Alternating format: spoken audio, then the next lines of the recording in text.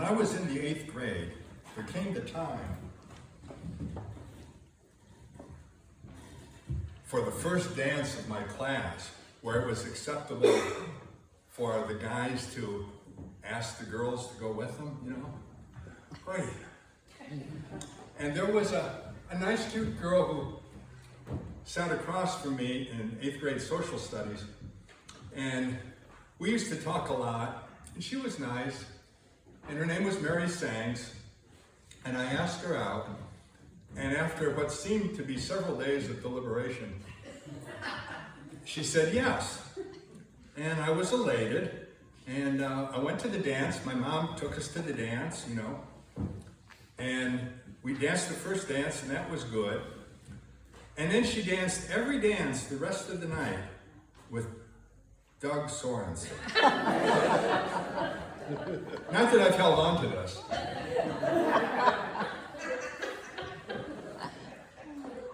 And I didn't know, I felt terrible.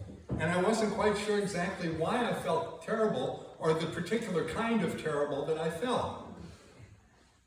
Until I heard this song on the radio. Now keep in mind, this was 1963, and the #1 song was Surfin' USA. And I like Surfin' USA, but that wasn't what I was feeling. And then I heard You Don't Know Me by Ray Charles.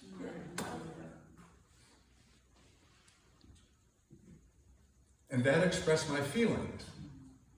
And that's why I invited my friend Jen to do that song as the closing music. And after I listened to that on the radio about 100 times, I got this. It's Ray Charles' Modern Sounds in Country and Western Music. And this is the one. I've kept it all these years. If I still had a turntable, you could probably play it.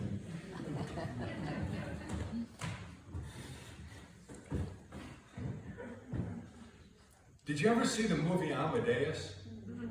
Okay. Now, it's all about Mozart, and it's also about the king's music.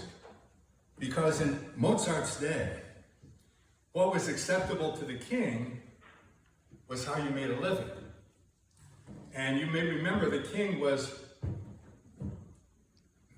generously a middlebrow, okay? And the king's musician was a guy named Salieri, who was a perfect middlebrow musician. And then came Mozart. And suddenly Mozart was the new king's music and Salieri was out. But the idea was, for many, many years, the people whose music was heard, who were able to make a living off of music, was the music that pleased the king. Whoever pleased the king received the patronage. But there was also, all along this time, the music of the people, the peasants, the troubadours. Now, they didn't play piano or organ or horns, but simple stringed instruments that they could carry with them to their small cottages and on the road. And it wasn't written down. It told the stories of the people, and the most interesting stories were carried along from village to village. And the best of these stories have been passed along even today. And how it's been passed along, and for so long, is quite incredible. For instance, there's a song that goes back to the 17th century called The Unfortunate Rake. And The Unfortunate Rake is about a man who hears that his lover has died. So he goes to the infirmary and sees the dead body, and he immediately knows that he is soon to die himself. And the rest of the unfortunate rake is him imagining what his soon-to-be funeral is going to be like. And that got passed along and passed along and passed along. And the name of the infirmary was St. James.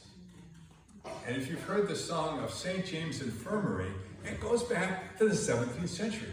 And it became one of the first best-selling blues songs.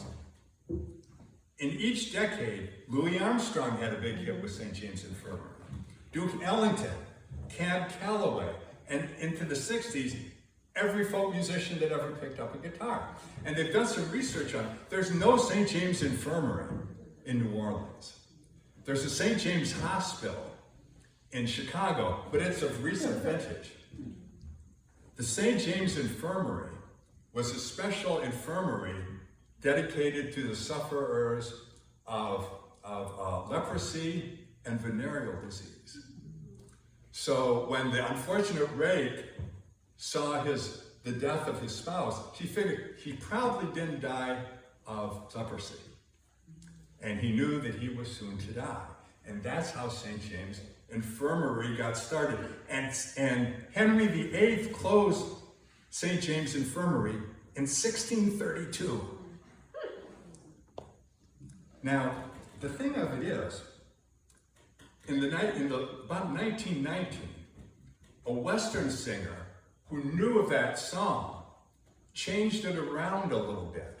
It was no longer an unfortunate rake looking at his beloved. It was a cowboy who was shot, and he was foreseeing his own funeral.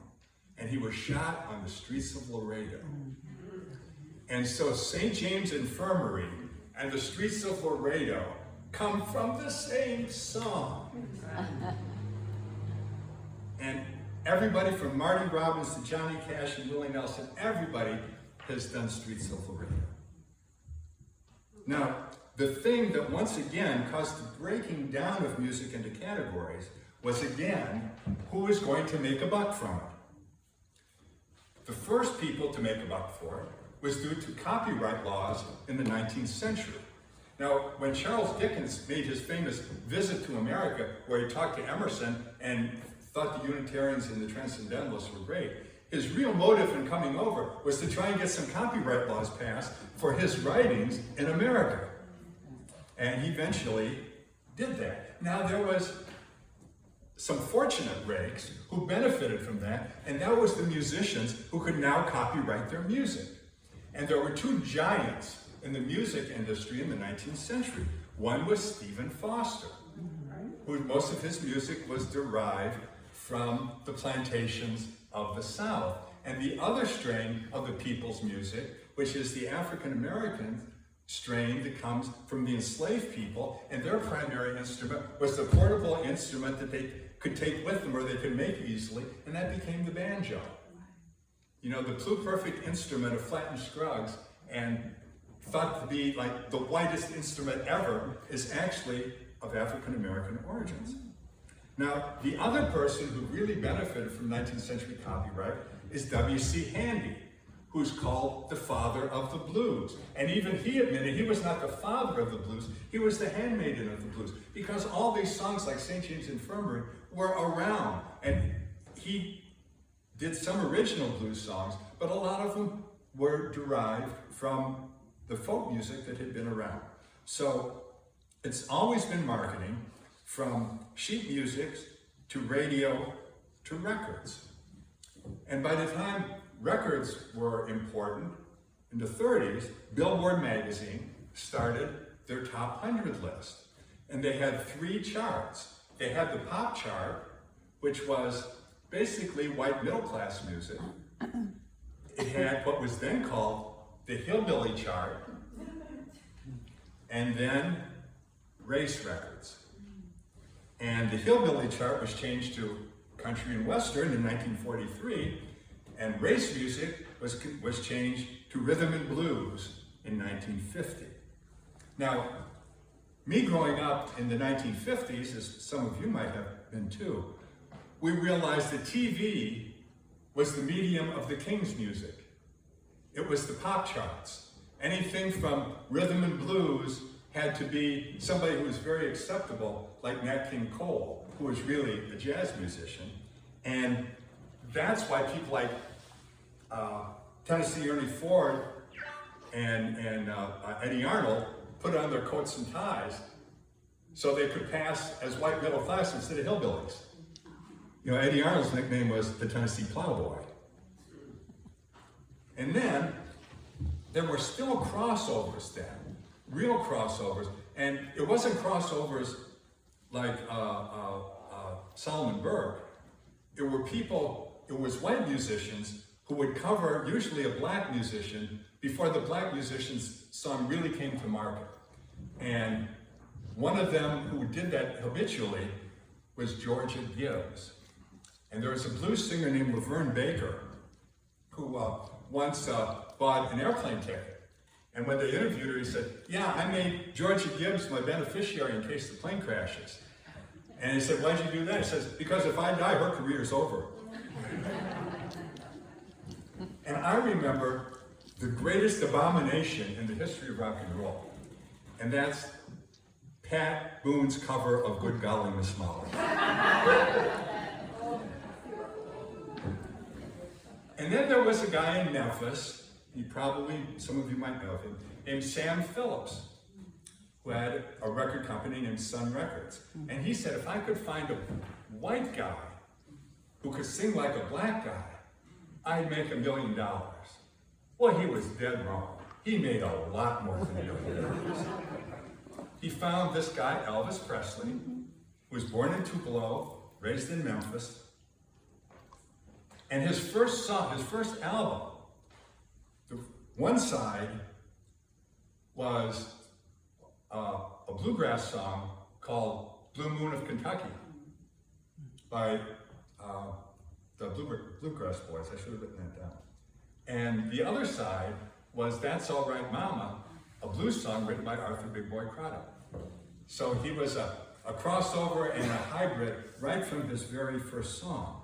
Now, there were a lot of good crossover in the history of music, in the history of pop music, where the country and the rhythm and blues versions were both great. He'll Have to Go is one of them. Then You Can Tell Me Goodbye, which was one of the last black doo-wop songs that came in 1968. It was on the top 10 after the Beatles. And then Eddie Arnold covered it in 1972. He also wrote You Don't Know Me along with Cindy Williams. The 1962 album that I heard of that song, that it didn't cure me of the blues, it made me feel the blues, and it made me know that I wasn't the only one who'd ever felt that way. And it really broke down walls. It was revolutionary in the music business. And if you go down to the Country Music Hall of Fame in Nashville right now, the only rhythm and blues artist in the Country Hall of Fame is Ray Charles. And the thing about that album that I held up is it wasn't a blues version of a country song. It wasn't a country version of a blues song. It was something new. There was a group back then called the Anita Kerr Singers. And they were the most melodious, syrupy background singers they can possibly be. They would have been perfectly at home on the Lawrence Welk Show. And in that album, they're doing the la la la la la, and Ray Charles is talking to them just like they were a gospel choir. It's wonderful. Now, the next thing anybody knew, there were these 4 guys from England with long hair, and they covered everybody. On their first couple of albums, there's covers of the Isley Brothers, Buck Owens, Carl Perkins, and the Marvelettes. There was the Rolling Stones, stealing every blues song they could possibly find. Janis Joplin, offering a piece of her heart. You know who was the first person to record Piece of My Heart? Emma Franklin, Aretha's sister. Howlin' Wolf and Muddy Waters made more money singing to college campuses in the 60s and 70s than they did in their whole career put together. And somebody I could do an entire sermon on, and I might sometime, the Staple Singers. The Staple Singers. Pop Staples resisted crossing over for a long time until he made friends with Dr. King. And he realized there was another genre that he called freedom music. And that's when he crossed over. So songs like Respect Yourself, that's freedom music. Now, a lot of walls came down. But in music, unlike in everything else, there's still work to do. There's black folks in country, and they aren't black folks like Charlie Pride. Charlie Pride was a country singer who happened to be black. There's black folks now who are singing differently than Charlie Pride. They're bringing their tradition to country music. You might have seen one at the Democratic National Convention, Mickey Guyton. If you want to know, and write this down, the most profound crossover act I know of now is a married couple called the War and Treaty. Has anybody here ever heard the War and Treaty? Oh my God, they are country, and just go listen to it. There's a guy now named Jelly Roll on the country charts. He weighs about 350 pounds. He grew up a poor boy outside of Nashville. He did time, he was addicted. He raps, he sings, he's everything, everywhere, all at once. And he's categorized this country, but so is Willie Nelson. You know, Jelly Roll is the Eminem of country music. And you know who was a big country star before she crossed over? Taylor Swift. So the king doesn't own the music anymore. And he never did.